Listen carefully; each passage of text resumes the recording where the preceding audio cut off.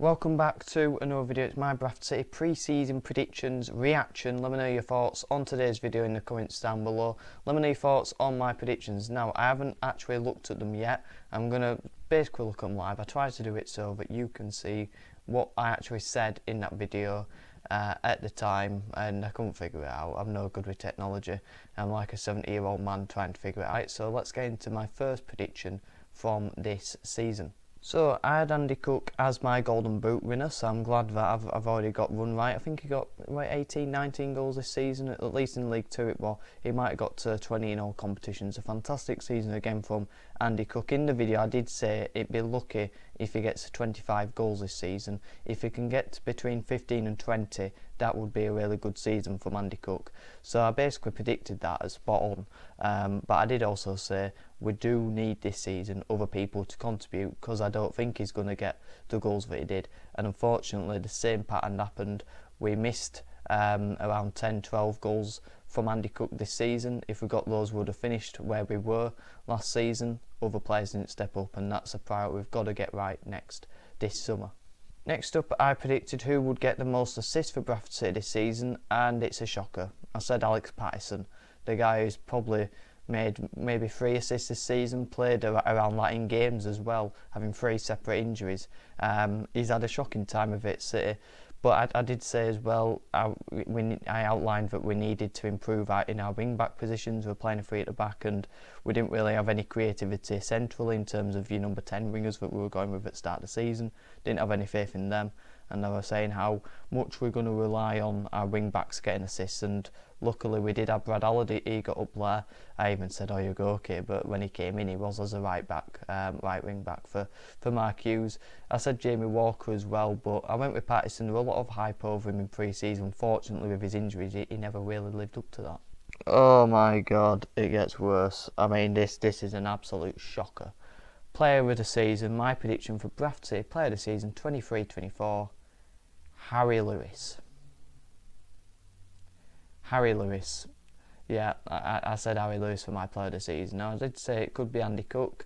It's obviously probably going to Brad Holiday, but I'll do mine on Thursday, my end of season awards, basically the same video. I might add a couple of other categories in there as well, so stay tuned for that, and I'll do my end of season player ratings as well in that same video. But Harry Lewis got it at the start of the season. I basically said because I think he'll be busy. I just thought that defensively we didn't look good in pre-season. Our press we got wrong, we had a lack of pace. So I just thought he's going to be vital for us in terms of having to make crucial saves in matches, and he didn't. He made so many mistakes in that the first 5-6 months of the season, and ultimately I think he cost us the playoffs with the amount of mistakes he made. He left us in January, went to Carlisle, relegated them, so I suppose you could give him that because the player season for that, to be honest with you, because we all know what we think about Carlisle. But yeah, it's been a shocking year for Harry Lewis. As a character, I love him, but as a player, he hasn't been great. But yeah, that's a shocker.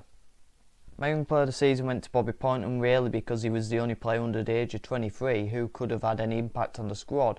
I don't think anyone imagined, even after a good pre-season, which I talked about him having a good pre-season, seeing good training clips, but I didn't imagine he'd be this good for us, scoring bangers after bangers, and us saying he should get a 3-year deal and being our shining light throughout the season. I didn't imagine that at all. And he's just gone on strength by strength, and I can't wait to see more of him next season, hopefully in a clout number shirt. Oh dear. Most improved player for Bradford City in the 23-24 season, I give it to Timmy Odesina. Now, I did think he would be crucial in a back 3 for us. His pace, he's good on the ball, quite comfortable, and I felt like he's the centre-back we had at the club who offered anything different. And I did talk about how we need to recruit that position, because I wasn't confident in Oyugoke, and we ended up recruiting with John Tompkinson, but he came in injured, but then he could have got more of an opportunity under Mark Hughes, I felt, as well. So I was really concerned in that area, and I just thought if Odesina gets a chance, I think he'll take it and he could kick on. But he's been terrible for Woking. I mean, I haven't really seen much of him at Woking, but the fact that he's barely played for a team in the relegation battle shows that. But let me know your thoughts on Odesina in the comments down below. What would you do with him in the summer? Because it's a hot topic, and I'm sure it causes many a debate. It just gets worse. Tyler Smith next up as a surprise standout. Now, I suppose it was a surprise when he scored against Barrow to win the game late on. That was a surprise standout moment of the season.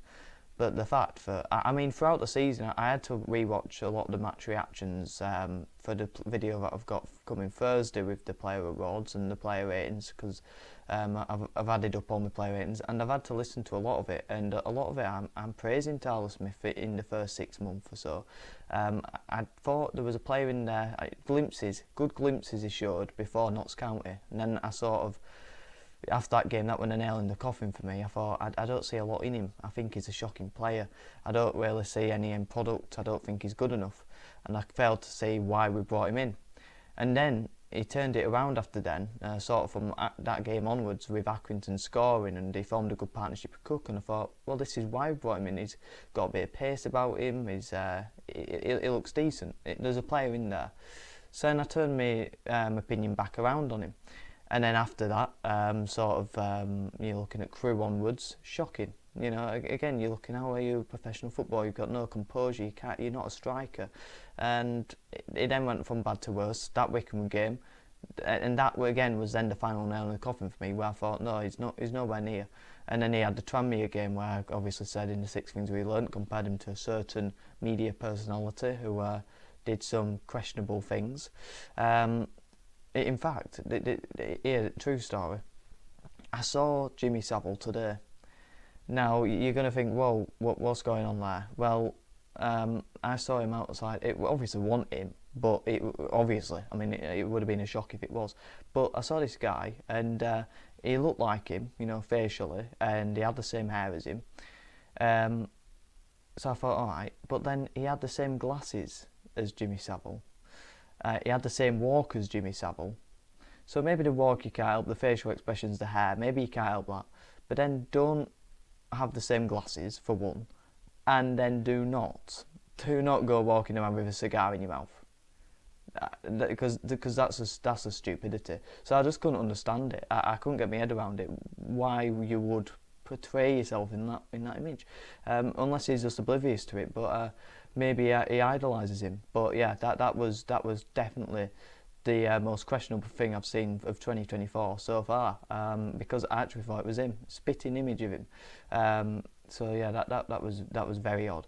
But I forgot what I'm about. Oh yeah, and so I obviously compared Tyler Smith to that after Tranmere, Predator in the box against kids, and then at Grimsby, he was at fault for the goal. So I thought it couldn't get any worse. Then he scores against Barrow. So yeah, he was a surprising player throughout this season, and you know, he was up and down. He was a yo-yo, and but yeah, it'll be interesting to see what happens next season with Tyler Smith. But I think a loan move's probably best for him in the National League.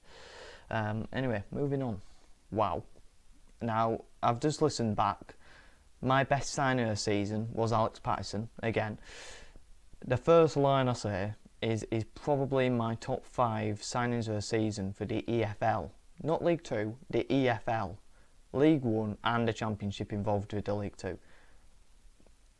What was I thinking? I mean, in fairness, I do like Alex Patterson, and I think there's a player in there next season. We forgot about him, but he's had 3 injuries this season, 3 separate injuries, but I think they're all the hamstring, which is concerning in itself. The best attribute of a footballer is to be available at 100% and to give 100%. Now, I think he gives 100%, but he's not available enough. I'm not sure if he had the same injuries, but hopefully next season he can turn it around. Well, I haven't finished that. I've just gone and given him the fan favourite as well. I'm not sure how well fans like players who are always in the injury room, but let me know your thoughts on that. Is he your fan favourite from this season?